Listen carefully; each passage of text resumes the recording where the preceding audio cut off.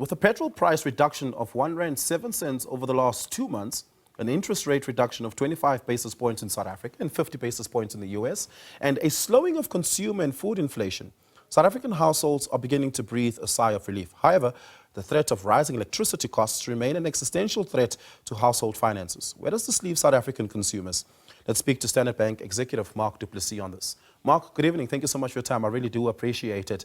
You guys have a model within banking that helps you forecast the relief that household finances will experience as a result of a change in some of these indices.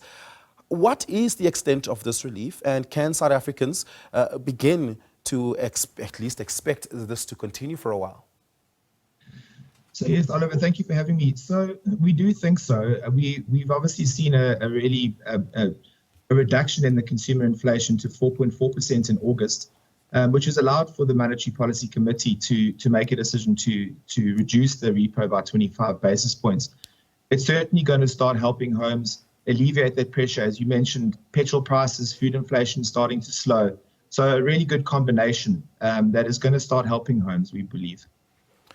Importantly then, what are households to do with some of this? I mean, if we take a look at household debt over the last 2 to 3 years, we've seen a scary escalation as far as that is concerned. That means South African households have become increasingly more indebted over a period of increased cost of living, a rise in inflation, a rise in interest rates, but also a slowing down of income increases along with that same period. So for the first time, South African households can either, one, begin to save, begin to pay back some of the debt that they've accumulated, or begin to use some of that money for household expenditure that they haven't been able to do over the last couple of months. When you sit down with clients taking a look at some of their portfolios, what is the immediate and important indice that you look for in terms of deciding what to do with financial relief? Yeah, so what we really try and focus on is making sure that affordability is there and helping clients make good decisions that certainly can start to help them reduce that debt pressure. So with the relief, the combined relief, we believe that it is going to start to help somewhat. Of course, we acknowledge that, for example, in the household, the electricity tariffs still begin to rise or continue to rise way above inflation. So this could impact the home in the opposite direction, but we do believe that homes can start to make a little bit more difference in certainly paying back some of those debts and certainly getting to a more comfortable status. Yeah.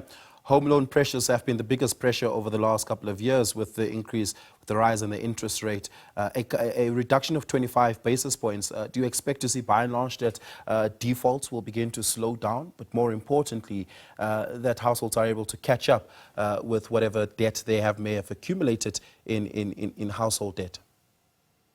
Yeah, so we hope so. We do hope that this will relieve the pressure, and we do hope that it continues. Of course, there's macroeconomic conditions that need to stay stable and need to continue to be positive. Certainly keeping that inflation rate where it is or slightly lower will help. And of course, another decision will come from the Reserve Bank in the next few months, and hopefully we'll see some more alleviation of pressure for homes. Yeah.